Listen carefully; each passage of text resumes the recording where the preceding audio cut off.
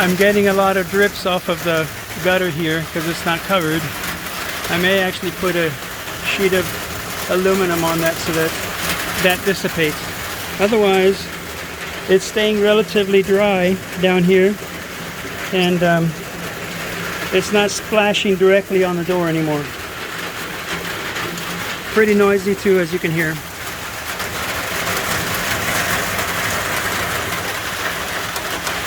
Just threw this extra piece on there, and just for now, and the dripping has stopped. So